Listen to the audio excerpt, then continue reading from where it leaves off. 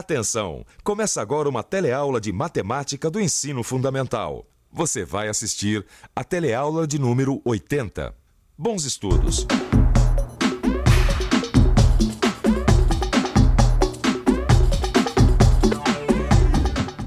Você sabe me dizer quantas peças claras tem em volta dessa peça escura? 8. 8. 13? Tem certeza? 12. 8. 12. 4, 8, 12.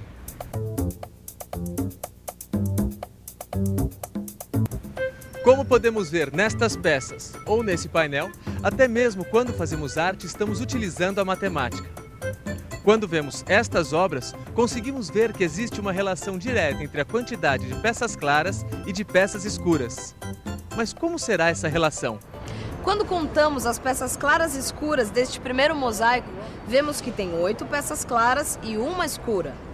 Nessa segunda peça, temos 12 peças claras e 4 escuras. Como disse o nosso repórter, eu também acho que existe uma relação matemática envolvida com essas peças. E você, Jonas, será que você sabe qual é a próxima figura depois desses 2 mosaicos? Levando em conta o número de peças escuras no centro da figura, eu acho que esse próximo mosaico tem 25 peças no total e 9 peças escuras no meio. Como é que você adivinhou? 1, 2, 3, 4, 5, 6, 7, 8, 9. Eu não adivinhei, eu usei o raciocínio algébrico. E como é que você fez isso? Esse é um dos assuntos da nossa teleaula de hoje.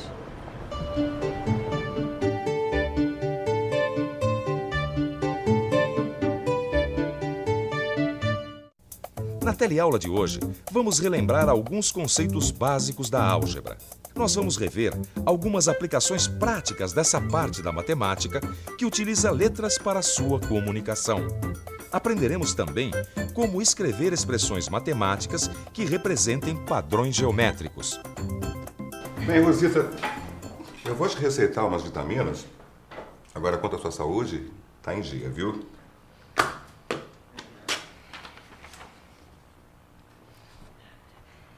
Ai, Alexandre, você bem que podia dar uma melhoradinha nessa sua letra, né? Já pensou se eu tivesse que estudar álgebra com essa sua letra?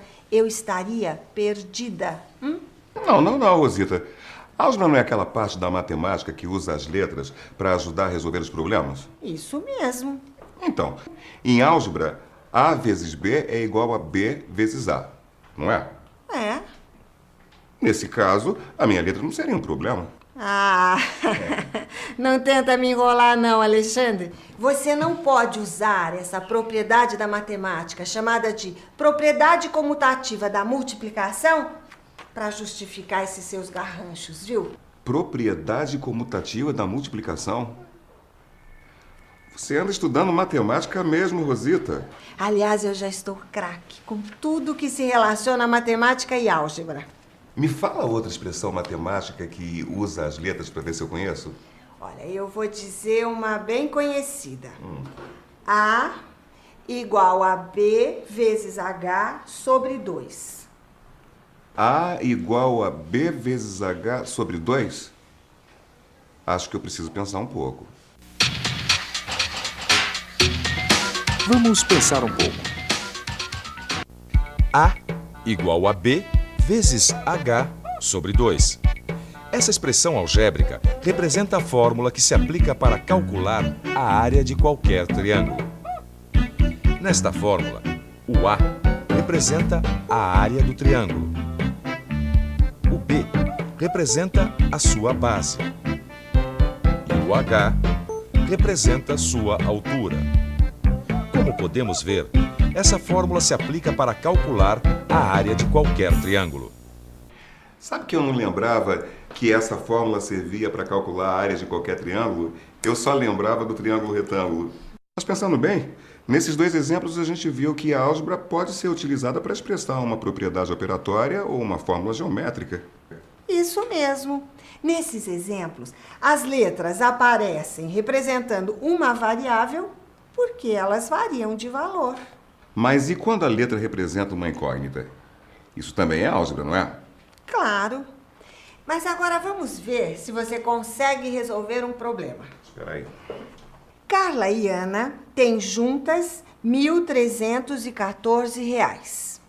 Ana tem o dobro da quantia de Carla. Qual é a quantia de cada uma das meninas? Bem, a primeira coisa que eu preciso fazer é traduzir os dados desse problema em linguagem matemática. Então, eu vou chamar a quantia que Carla tem de x, e como a Ana tem o dobro da quantia da Carla, então ela tem 2 vezes x. Carla e Ana juntas, ou seja, x mais 2x, tem 1.314. Agora, para solucionar o problema, basta resolver a equação do primeiro grau. X mais 2x igual a 1.314. 3x igual a 1.314. X, então, é igual a 1.314 dividido por 3. Fazendo as contas, dá que x é igual a 438. Portanto, Carla tem R$ 438 e Ana tem R$ 876. Como a gente viu nesses exemplos, a álgebra pode ser utilizada para expressar uma propriedade operatória, uma fórmula geométrica ou para equacionar e resolver um problema. Bem, nesses exemplos, as letras aparecem representando uma variável ou uma incógnita. Nesse último exemplo, a letra está representando uma incógnita, pois representa o que precisa ser descoberto ainda. Olha! Parece que você reencontrou a álgebra dentro da sua cabeça. Não só reencontrei, como me lembrei de outros exemplos. Você sabia que em diversas profissões e atividades surgem problemas que podem ser resolvidos com o auxílio da álgebra? Sabia. E você sabia também que alguns desses problemas são tão frequentes que existem fórmulas prontas para sua rápida resolução? Acho que eu já vi isso em algum lugar. Para acompanhar o desenvolvimento de uma criança, os médicos costumam usar uma fórmula matemática que relaciona a idade da criança com a altura esperada para essa idade. E essa fórmula vale para crianças com idades entre 4 e 13 anos e é expressa pela equação y igual 5,7 vezes x mais 81,5. Que é uma equação da álgebra. Isso! E nessa equação, o x representa a idade da criança em anos e o y vai revelar a altura da criança em centímetros. Sabendo esses dados, Rosita, eu quero que você me diga qual é a altura esperada de uma criança com 8 anos. Bom, espera que agora eu tenho que fazer as contas.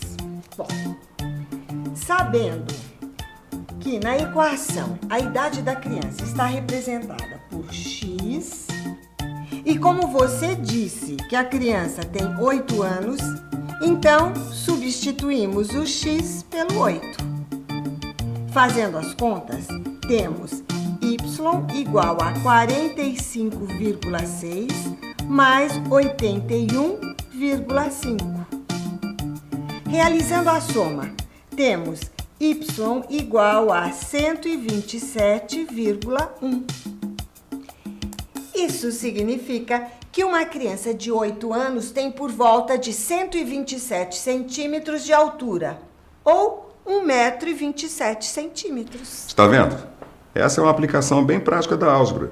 Porque se por acaso a criança estiver muito abaixo ou muito acima dessa medida, os médicos e a família poderão fazer um diagnóstico e tomar as devidas precauções. Mas a gente não pode esquecer que, em geral, o desenvolvimento de uma criança depende do tamanho dos pais, da alimentação e de outros fatores. Por isso, consideram-se como altura normais a das crianças que tiverem 10 centímetros a mais ou a menos desse valor fornecido pela aplicação da fórmula. Como acabamos de ver, a álgebra é uma ferramenta muito importante que pode ajudar a resolver diversos problemas da vida prática.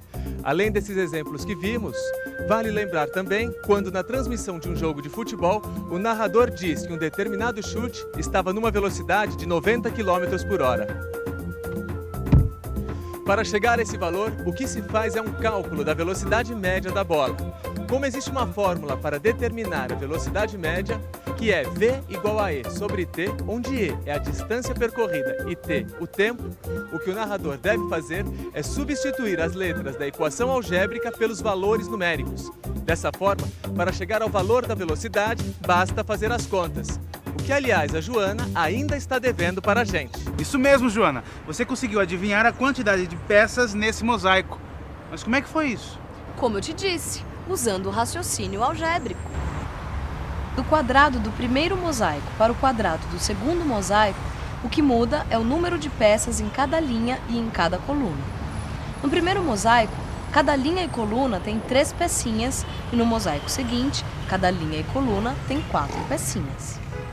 Pensando na sequência, o mosaico seguinte teria que ter 5 pecinhas em cada linha e em cada coluna. Tudo bem, mas pensando dessa forma, você conseguiu adivinhar o número total de peças dentro da figura. Mas como é que você conseguiu adivinhar a quantidade de peças escuras dentro do quadrado? Da mesma forma que o número total de peças. Eu acrescentei mais um e multipliquei por ele mesmo.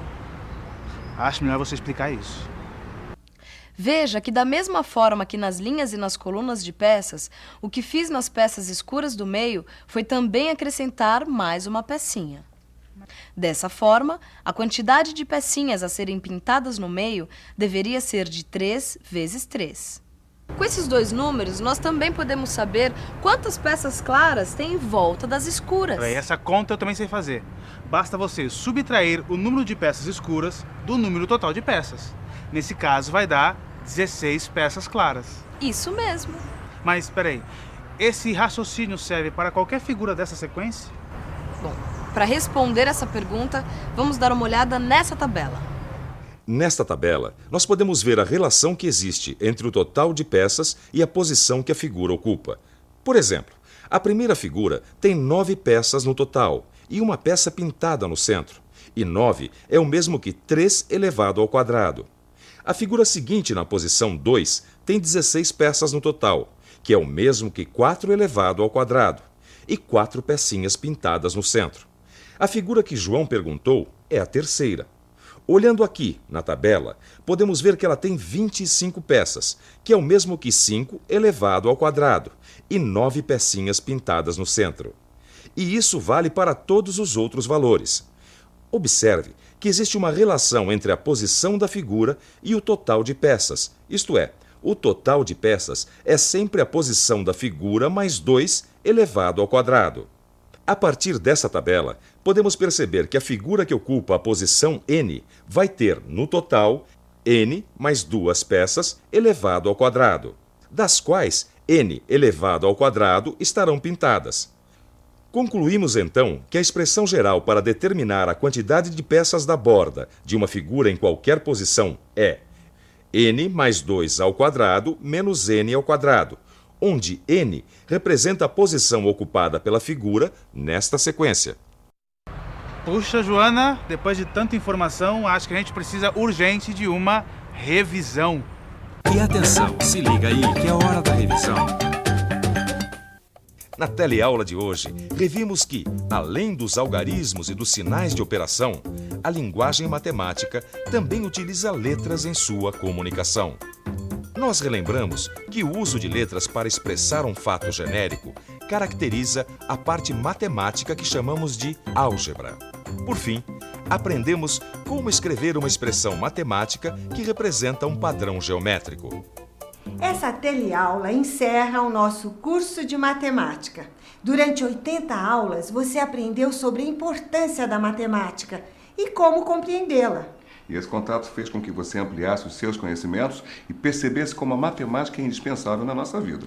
Agora é a hora de se debruçar sobre os livros para não esquecer nada do que você aprendeu. Aprender é um processo constante que não se encerra somente nas aulas. Por isso, não pare nunca de aprender. Tchau!